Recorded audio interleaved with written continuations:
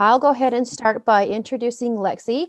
Lexi is a member of the Junior Livestock Program here in Davis County, and she is applying to be a state ambassador. Part of the application process for consideration is to complete a 3-month project. And what Lexi has chosen to do is to focus on communication within the Junior Livestock Program here in Davis County, which I am very grateful for. So with that, I will let Lexi introduce herself a little bit more, and she can start with her presentation. Alrighty, so my name's Lexi, obviously. I've been in 4-H for 8 years, I think, but I've been involved with it my whole life, and the communication has never been that great in Davis County, so that's why I'm doing this. Tonight, we're going to show you, or I'm going to show you how to register to be in, or I guess just for the fair and everything, get all that registration, and if you want to participate in any events, whether in the livestock program or in other areas, then you have to go through this registration process. So the program that we use to register and do events and stuff is called Z Suite. So what you're gonna want to do is go to Google and just type in Z Suite or zsuite.com or .org, I think it is, and it should just be the first one that pops up. It's just like 4-H Z Suite, and this is what it looks like. So when you first get here, if you're a new member and you've never used this before, you'll have to hit sign up. But if you do have a login, then just go straight to the login. So if you're a new member, you'll hit this sign up button. It'll take you to a screen that looks like this. This will create a parent guardian account. So, I mean, I guess you could make it your own if you're a youth doing it, but this kind of sets up your household, and you can then add different youth members and other family members that you want to your household. So once you fill in all this information, just hit this let's go button right down here, and it won't really do anything. So you kind of just have to trust the process, and then you just have to hit this back button, and it takes you back to the screen and you log in. So I'm just going to log into mine right here, and then it'll take you to this main screen right here, and from here you can sign up for events and manage your registration and everything. So I've created just this fake Jane Doe account in mine. So what you want to do to create that is hit this household members button right here. So it'll take you to a screen that looks like this, and you'll just have to put in, say you want to add a youth member to your household. So you write their name and then choose the role. It's either youth or adult, and then just put in a fake birthday or your real birthday for this one. This is just a fake account. But then you hit continue, maybe. We'll see.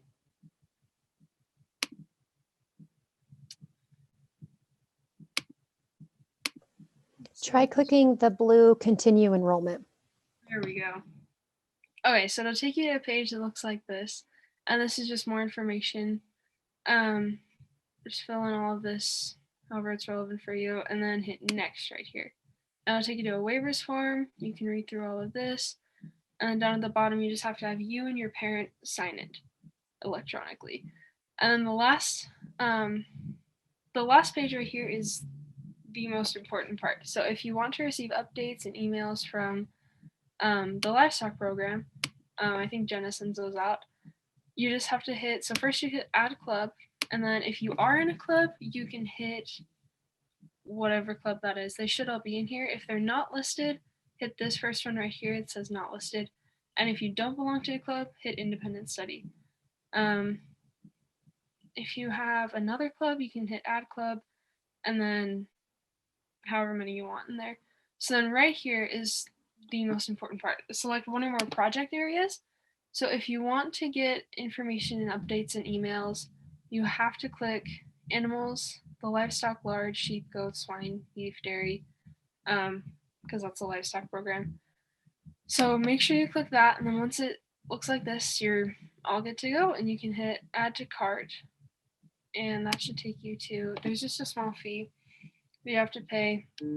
It's just $10. I'm not gonna submit this because I don't want to pay for another account, but that's just how you sign up for a basic account, and then once you have that signed up, if you want to go sign up for any event or anything, there's a whole bunch of them listed down here. You can hit view all or view calendar and find whatever ones you're interested in. If you hear about one, that's cool too. So this is, it's just a, yeah, so these are just the names, the county 4-H, the Instagram. Just search up those, and then I just have to stop sharing again.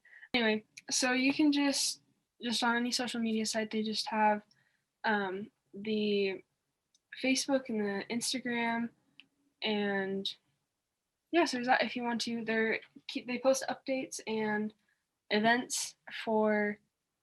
There's a county 4-H ones post for any and all project areas, so it's not just livestock. It's like there's the shooting sports, the cooking classes, all that kind of stuff. So those are pretty fun to follow if you want to do that. And then I know the horse and the livestock one is a private group, so you have to wait for approval on there through the Facebook page. They have a whole bunch of group me's, which if you want, I guess I don't know the best way to share those. Should we just, yeah. So if you want to join one of those, just email Jenna, and yeah. How can they find your contact information if they want? That is a really good question. Whenever I send out mass emails, I always have my contact information attached to it. Or you can go to our website, which is extension.usu.edu/Davis, and it'll have the entire staff listed there. And then, like I said, this video, I will get it sent up to our Davis County 4-H YouTube channel, and then I'll send that link out to everyone. And I can put together all of those links that you have, and we can get that sent out to everyone as well. So we will do our best to make sure that as many people get that information as possible. Nice. So yeah, so that's kind of the basic rundown of all the stuff. Like I was saying, there's the group meets. If you do, those are kind of they're not like announcements or anything. They're just more for like questions. So if you are new to a project area, I think they have goats, sheep, swine, and hogs, and I think there's a horse one. So those are helpful there. You have to wait for approval, but it shouldn't be that bad. So, and then the county websites, that's the last little thing I want to touch on right there.